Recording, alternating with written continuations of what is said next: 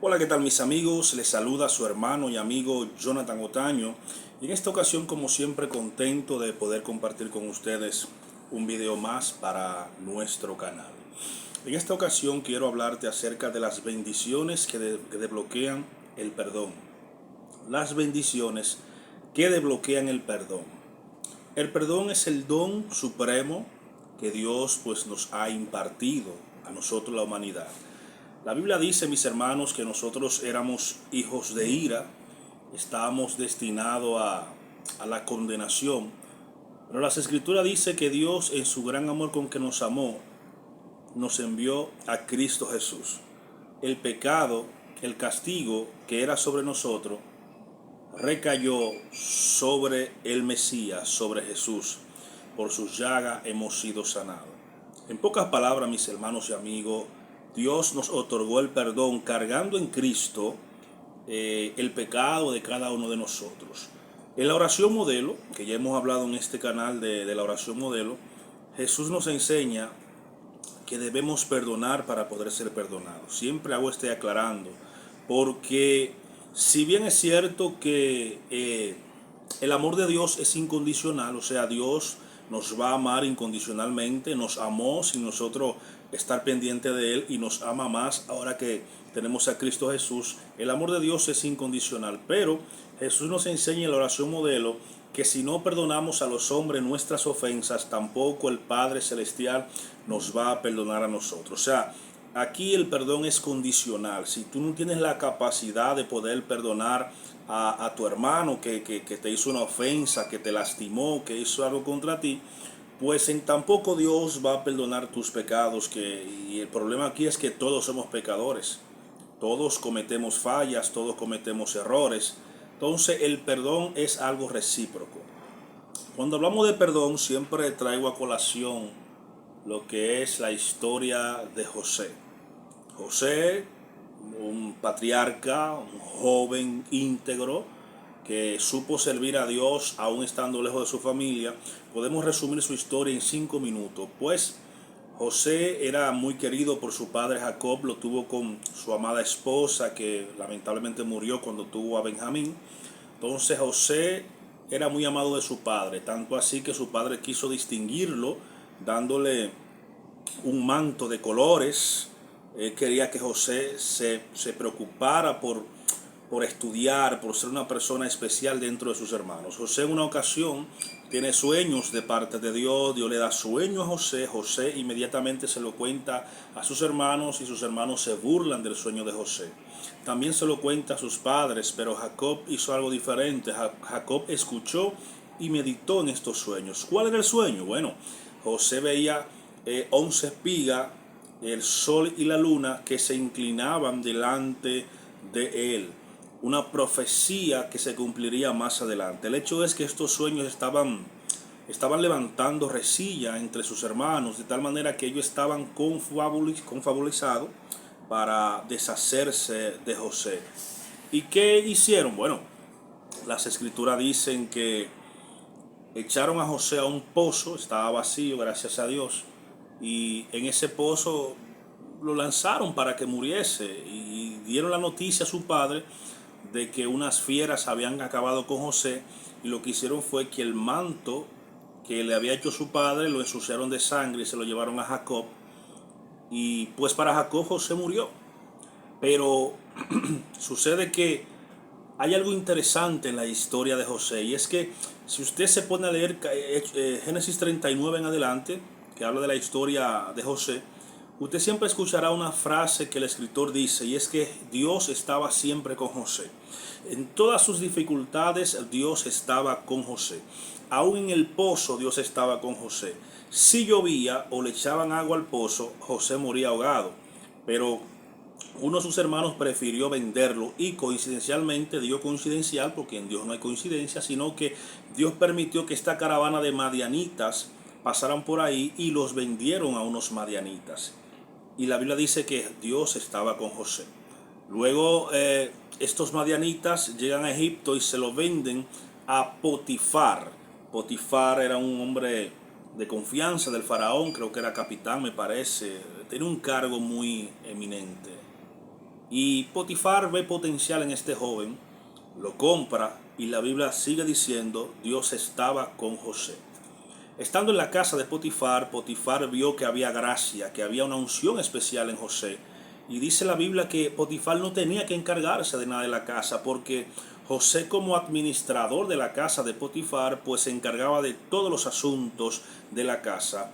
Pero la esposa de Potifar, al ver a José, que dice la Biblia que era de buen semblante, o sea, una persona aparentemente a la vista se veía muy bien, quería acostarse. Dice que día tras día insistía para acostarse con José, pero José le contestaba, no quiero, porque el jefe Potifar me ha puesto toda la casa debajo de mí, solo él está por encima de mí, exceptuándola a usted, por ser esposa de Potifar.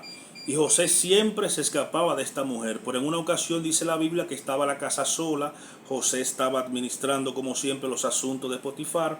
Y esta mujer agarró a José por el manto. Y José pues salió corriendo para no pecar contra Dios y contra su jefe. Y esta mujer pues al sentirse rechazada, despechada, inventó que José quería violarla. Luego de esto José, obviamente Potifar muy apenado, le creyó a su esposa. Pero la Biblia dice que Dios estaba con José. José cae en la cárcel. En la cárcel también el carcelero no tenía que encargarse de nada de lo que hacía José, porque había una unción especial en José, una unción de administración, una unción especial. Entonces el carcelero no tenía que estar pendiente a nada, porque José todo lo hacía. Y en la cárcel Dios estaba con José. Ya se estaba acercando el tiempo de su liberación. Estoy parafraseando la historia. Si quieren leerla más a detalle, está en Génesis capítulo 39 en adelante. Sucede que Dios le da sueño, caen presos dos personajes principales de la casa del faraón, el panadero y el copero. Cada uno de ellos tiene un sueño especial. El panadero sueña que lleva panes hacia el rey, pero vienen unas aves, se lo comen y ya tú sabes, un problemazo.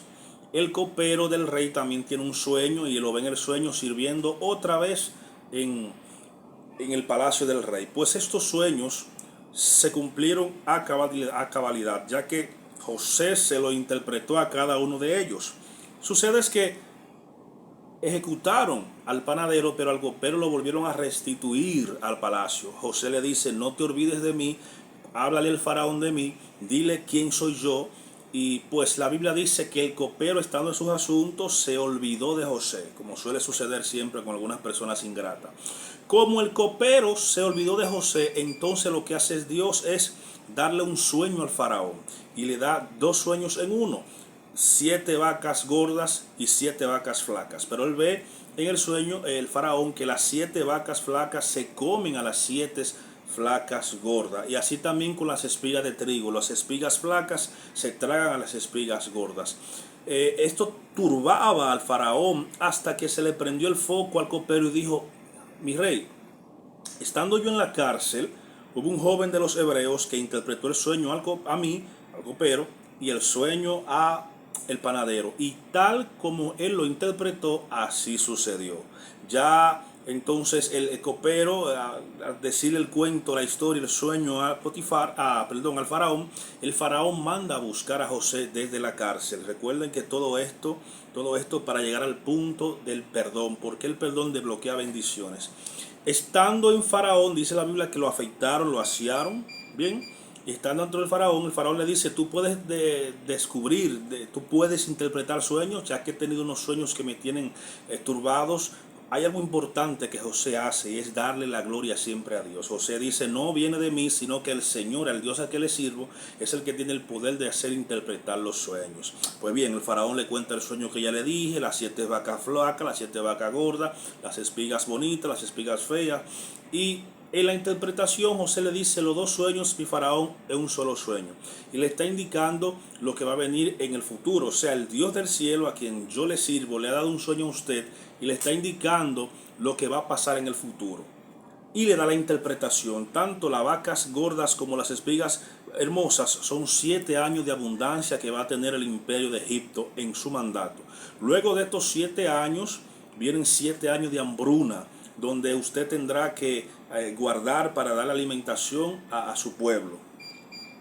Y José le da un consejo también, un consejo administrativo, un consejo de administración. Coloque hombres que cada año, en cada cosecha, pues guarden una ración para que cuando lleguen esos 7 años de hambre, pues el pueblo tenga que comer. Faraón dice, pues ¿a quién puedo yo encontrar sino a ti, que te ha dado Dios la ciencia de poder interpretar el sueño y la administración? En pocas palabras, mis hermanos y amigos, todo lo que José estaba pasando, ser rechazado por sus hermanos, ser echado en un pozo, ser vendido a los madianitas, ser luego vendido a Potifar, estar administrando la casa de Potifar, estar administrando la cárcel, todo esto sirvió para moldear el carácter de José, para luego José ser el segundo después de Faraón. Todo lo que pasó José, mis hermanos, Dios estaba preparando a este joven para algo más grande. Yo siempre digo que Dios no le va a dar nada a nadie que no esté preparado para administrarlo. Hay algo interesante en la historia de José, y es que José nunca se queja. José pasa todo lo que pasa, y en la historia de José no vemos una sola queja de José. Lo que vemos es agradecimiento, lo que vemos es favor, y lo que vemos es silencio ante las injusticias que se están haciendo con él. ¿Qué pasa, mis hermanos? ¿Qué aprendemos de ahí? Lo que Pablo dice en Romanos capítulo 8, versículo 8. Para los que aman a Dios, todas las cosas ayudan a bien. Esto es a los que conforme a su propósito han sido llamados. José fue llamado con un propósito desde joven. Dios le mostró quién iba a ser a través de los sueños. Aunque sus hermanos, su padre, aunque ninguno entendió la visión de Dios para José, José estaba claro de que en algún momento Dios lo iba a colocar en eso que le estaba mostrando. Faraón entonces lo nombra segundo virrey del pueblo de Egipto. Todas las órdenes que él dijera tenía que acatar del pueblo, o ya ustedes saben. José, estando administrando, llegan los 7 años de hambruna. Han pasado ya 13 años desde que fue vendido por sus hermanos. La familia obviamente de Canaán llega buscando alimento, y José reconoce a sus hermanos. Para no alargar la historia, mis hermanos, lo último que José hace es que encierra a Benjamín para ver el corazón de ellos. Luego él descubre que habían cambiado, que eran capaces de sacrificarse por su hermano menor. José, muy compungido, entiende que ya sus hermanos han cambiado. Luego de todo esto se les revela. Dice la Biblia que José se les revela a sus hermanos. Es interesante saber cómo se les revela a José, porque han pasado casi 18 años. El cuerpo de José tuvo que haber cambiado. Usaban indumentaria diferente, pintura en la cara.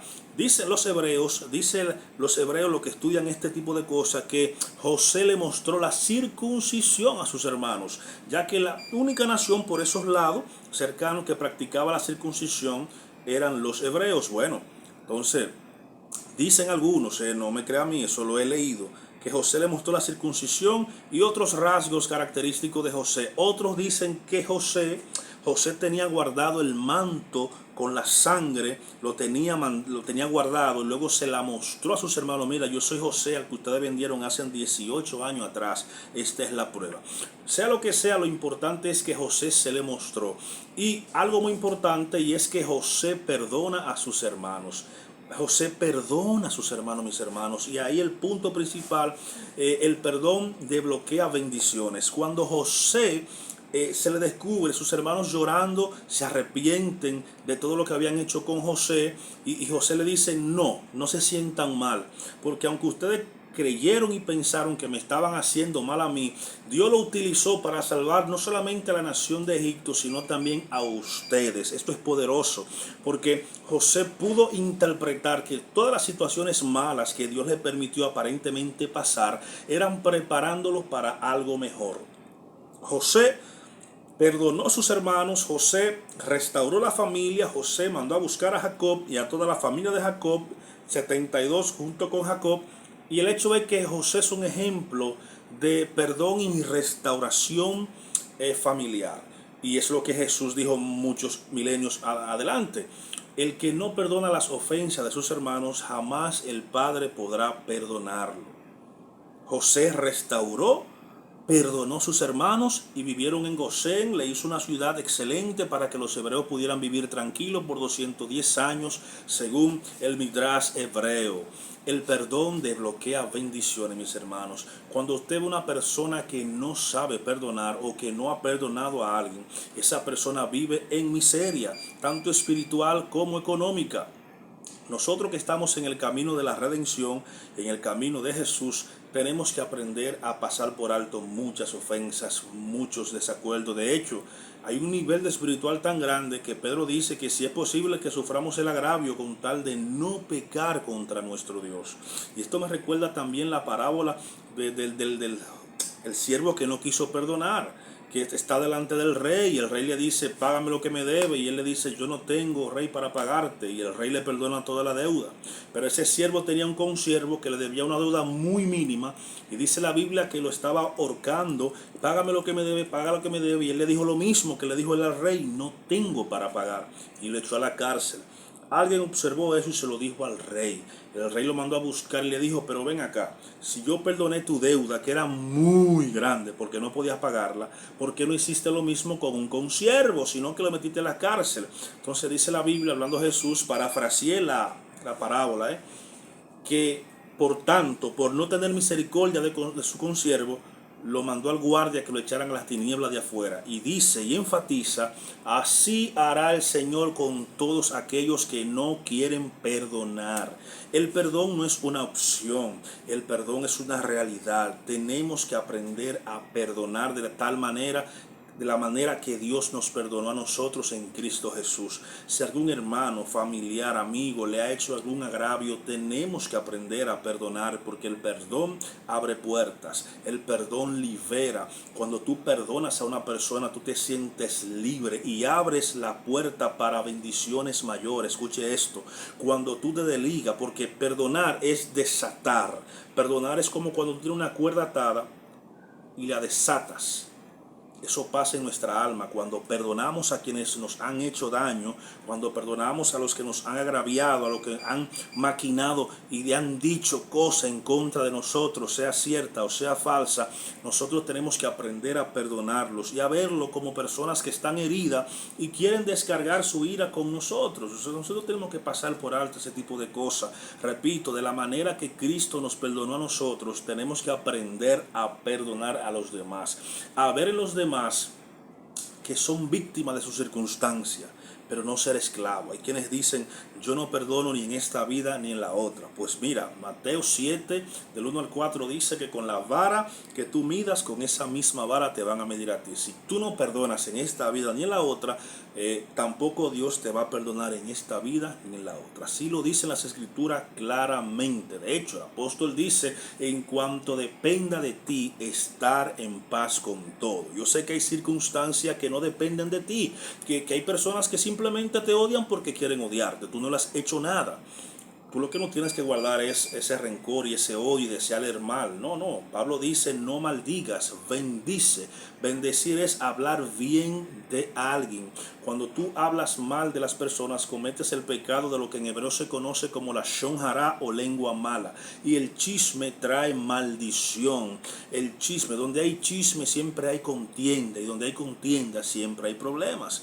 El hecho de, mis hermanos, que aprendamos a perdonar. Así como José pasó todo lo que pasó y entendió que Dios estaba en el asunto y perdonó a su familia, y de hecho que no quería que se me escapara, el hecho de que José le pusiera a sus hijos Manasés y Efraín tiene un tono profético, ya que Manasés significa Dios me hace olvidar y Efraín significa fructificación. En otras palabras, lo que José nos está diciendo es que hasta que tú no olvides el pasado, no empezarás a fructificar. En otras palabras, José dijo, yo olvidé mi pasado, Manasés, y empecé a fructificar o a ser bendecido en esta tierra, Efraín.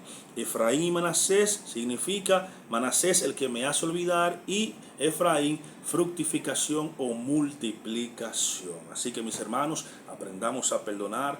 Dios le bendiga, Dios le guarde y que la paz de Cristo, que sobrepasa todo entendimiento, esté con ustedes desde ahora y para siempre. Shalom.